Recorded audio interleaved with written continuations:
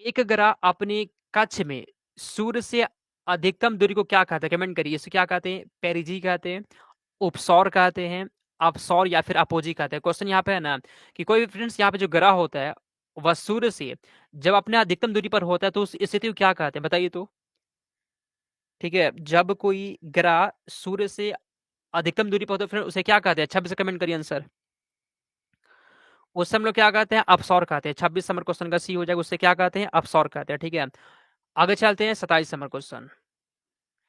एक ग्रह अपने कक्ष में सूर्य से न्यूनतम दूरी को क्या कहते हैं? अगर फ्रेंड्स कोई भी ग्रह जो है ना सूर्य से सबसे कम दूरी पर, ठीक है, सबसे कम दूरी पर है, सबसे कम दूरी पर, तो उस स्थिति को क्या कहते हैं? उपसौर, अपसौर या फिर क्या कहते हैं? बताइए 27 का आंसर क्या होगा? ठीक है, तो फ्रेंड्स यहाँ पे 27 नंबर क्वेश्चन यानी जी उस उपसौर कहते हैं। क्या कहते हैं? उपसौर। 27 नंबर क्वेश्चन का डी हो जाएगा। ठीक है, जब जो है ना, जब फ्रेंड्स कोई ग्रह जो है सूर्य से सबसे कम दूरी पर होते हैं उस समय क्या कहते हैं? उपसौर कहते हैं। डी हो जाएगा आंसर। अगला क्वेश्चन, मध्य रात्रि का सूर्य का क्या मतलब होता है? कमेंट करिए। 28 का आंसर यहाँ पे क्या होगा? ठीक है, बताइए तो सौरभ। ठीक है, यह क्लास आप सभी के लिए 7 बजे से होता है। ठीक है, तो 7 बजे शाम में हर रोज आप सभी को टाइम पर आ जाना। ठीक है, तो यहाँ फ्रेंड्स 28 नंबर क्वेश्चन का जी सूर्य का ध्रुवीय वृत्त में देर तक चमकना, ऑप्शन नंबर यहाँ पे बी हो जाएगा। ठीक है, अगला क्वेश्चन यहाँ पे 29, दक्षिण गंगोत्री कहाँ पर? बताइए जी, हिमालय में, अंटार्कटिका में, उत्तराखंड में या फिर आर्कटिक में?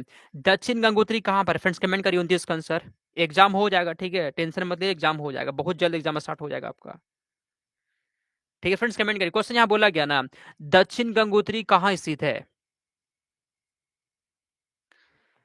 तो फ्रेंड्स यहाँ पे बी है जी, कहाँ पे जी? अंटार्कटिका में स्थित है। 29 नंबर क्वेश्चन का बी हो जाएगा, बिल्कुल आपका सही जवाब। अगला क्वेश्चन यहाँ पे 30, किस महाद्वीप की संरचना अंग्रेजी के एस अक्षर की तरह होता है? ऐसा कौन सा महाद्वीप है जिसका संरचना अंग्रेजी में जो एस अक्षर होता है ना, एस, ऐसा है जी? बताइए तो ऐसा कौन सा महाद्वीप है? अफ्रीका महाद्वीप है, ऑस्ट्रेलिया, अंटार्कटिका या फिर दक्षिण अमेरिका? 30 का आंसर यहाँ पे क्या होगा? बताइए जी, ऐसा कौन सा महाद्वीप है जिसकी संरचना जो है ना अंग्रेजी के इस अक्षर की तरह है? अंटार्कटिका। फ्रेंड्स आप सभी का सी हो जाएगा। ठीक है, अगला क्वेश्चन यहाँ पे 31, निम्नलिखित में से किस महाद्वीप का विस्तार उत्तरी, दक्षिणी, पूर्वी और पश्चिमी सभी गोलार्ध में है?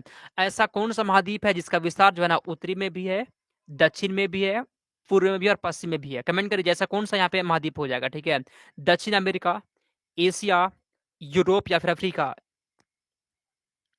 तो फ्रेंड्स ऐसा अफ्रीका महाद्वीप है। ठीक है जी, इसका अफ्रीका महाद्वीप हो जाएगा फ्रेंड्स, ऑप्शन नंबर डी हो गया। और यहाँ पे 31 नंबर क्वेश्चन का डी कोई नहीं बताया था, डी आपका यहाँ पे आंसर होता है। ठीक है, अगला क्वेश्चन 32, निम्नलिखित में से किस महाद्वीप से होकर, ऐसा कौन सा महाद्वीप है जिससे होकर कर्क, विषुवत और मकर तीनों रेखाएं गुजरती है? ऐसा कौन सा रेखा होता है? एशिया होता है, अफ्रीका होता है या फिर कौन सा होता है? कमेंट करें फ्रेंड्स, आंसर यहाँ पे क्या है जी?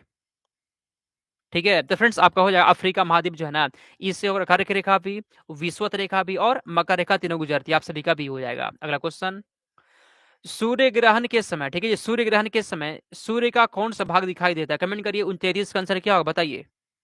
ठीक है, सूर्य ग्रहण के समय सूर्य का कौन सा भाग दिखाई देता है? जब सूर्य ग्रहण लगता है ना तब उस समय सूर्य का कौन सा भाग दिखाई देता है? कमेंट करिए जी, आंसर क्या होगा? हम्म,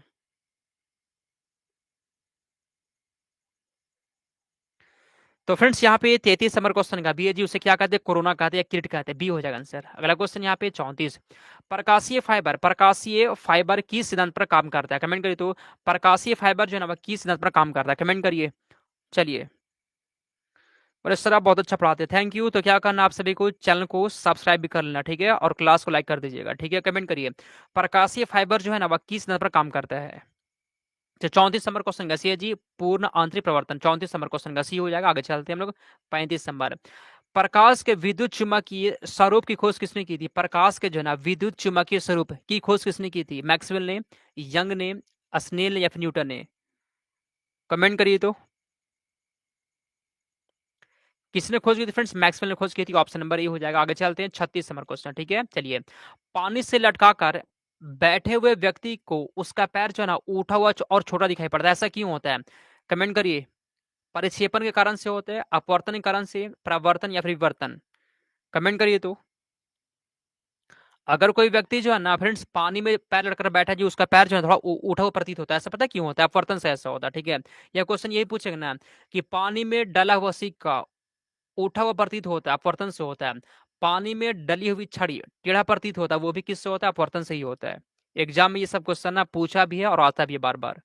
अगला क्वेश्चन, किसी वस्तु का प्रतिबिंब मनुष्य की आंख में कहाँ बनता है? किसी भी वस्तु का प्रतिबिंब जो है ना मनुष्य की आंख में कहाँ पर बनता है? कॉर्निया में, आइरिस में, पीपल में, रेटिना में। कमेंट करिए क्या होगा आंसर। फैसल, शाइना कमेंट करिए।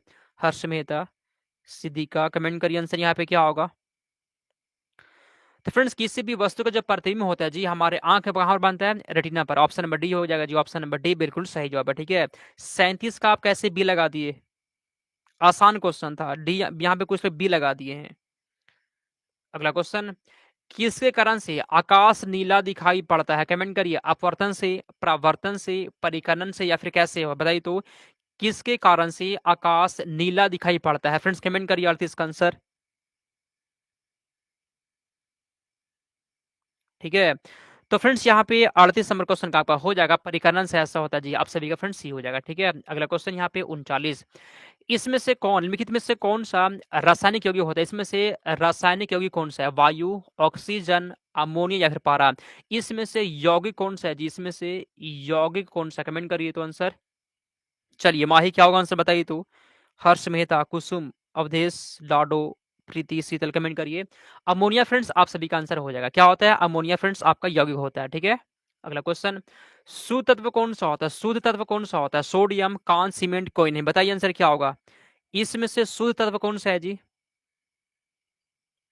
इसमें से शुद्ध तत्व कौन सा होता है? कमेंट करिए 40 का आंसर, ठीक है जी। सोडियम होता है। क्या होता है? सोडियम ऑप्शन नंबर हो जाएगा। अगला क्वेश्चन है, एक ही प्रकार का परमाणु इसमें से किसमें मिलता है? कमेंट करिए तो। एक ही प्रकार का परमाणु किसमें मिलता है? 41 का सही जवाब क्या बताइए तो आंसर। एक ही प्रकार का परमाणु किससे मिलता है? पता है किससे मिलता है फ्रेंड्स? किससे मिलता है जी? तो प्राकृतिक तत्व में बी हो जाएगा आंसर, ठीक है जी। बी आपका सही जवाब है। अगला क्वेश्चन, इसमें से कौन सा मिश्रण नहीं होता है? कमेंट करिए। कांच, पीतल, इस्पात या फिर ग्रेफाइट। इसमें से कौन सा मिश्रण नहीं होता है? मिश्रण नहीं होता, कमेंट करिए तो। चलिए 42 का आंसर यहाँ पे क्या है बताइए। तो फ्रेंड्स यहाँ पे 42 नंबर क्वेश्चन का डी है जी ग्रेफाइट। ये जो है ना मिश्रण नहीं होता, ऑप्शन नंबर डी हो जाएगा, ठीक है। तो 42 नंबर क्वेश्चन का डी आया था किसी का? सी कैसे लगा दिया जी? इस्पात ना मिश्रण होता है, इस्पात मिश्रण होता है, ठीक है। ग्रेफाइट मिश्रण नहीं होता है। अगला क्वेश्चन, इसमें से कौन सा ना तो तत्व है और ना ही यौगिक है? बताइए जी। वायु, जल, पारा या फिर सोडियम क्लोराइड। आंसर कमेंट करिए तो। इसमें से ऐसा कौन सा ना तत्व है ना ही यौगिक है? कमेंट करिए, ठीक है। विक्के गुप्ता बोल रहे I am new student sir, इनके एम के गुप्ता। अच्छा ठीक है, अगर आप न्यू हैं तो क्या करिए चैनल को सब्सक्राइब कर लीजिए, ठीक है। चलिए, तो फ्रेंड्स यहाँ पे 43 नंबर क्वेश्चन का ए जी वायु क्या होता है? फ्रेंड्स वायु क्या होता है? ये मिश्रण होता है। ये ना तो तत्व है ना ही यौगिक है। ये क्या होता है? ये मिश्रण होता है। अगला क्वेश्चन, विरंजक चूर्ण क्या होता है? विरंजक चूर्ण क्या? कमेंट करिए। तत्व है, यौगिक है, मिश्रण है या फिर क्या होता है? कमेंट करिए 44 का आंसर। विरंजक चूर्ण क्या होता है? ये फ्रेंड्स यौगिक होता है, बी हो जाएगा आंसर, ठीक है। नेक्स्ट क्वेश्चन, कौन सी धातु विद्युत का कुचालक होता है? बताइए जी। इसमें से कौन सा धातु जो है ना वो कुचालक होता है? टीन, कॉपर, लेड या फिर निकेल। इसमें से कौन सा धातु जो है ना वो कुचालक होता है? कमेंट करिए, ठीक है जी। मनीषा कुमारी कमेंट करिए।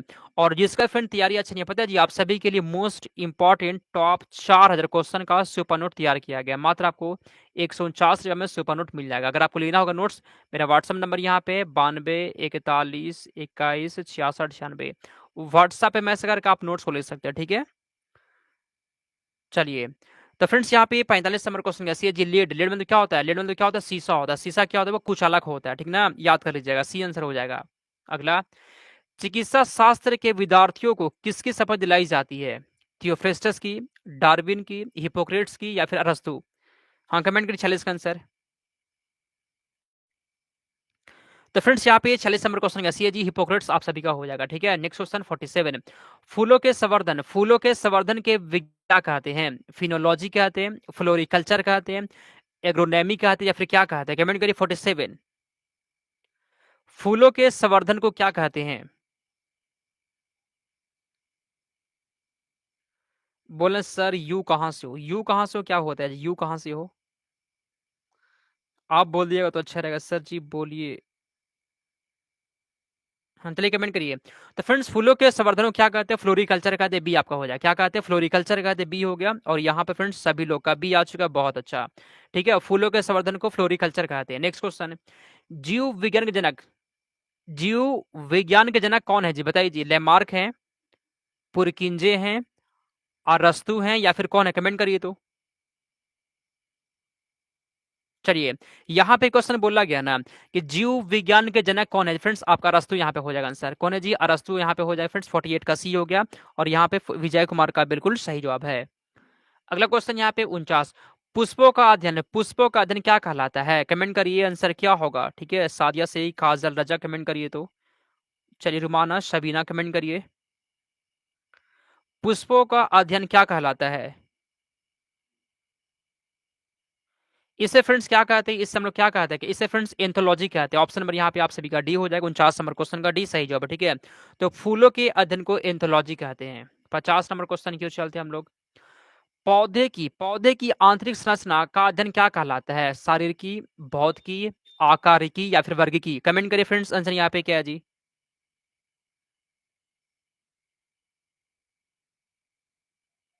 चलिए, तो फ्रेंड्स यहाँ पे 50 नंबर क्वेश्चन का ए जी से क्या कहते हैं? शारीरिकी ऑप्शन नंबर ही हो जाएगा।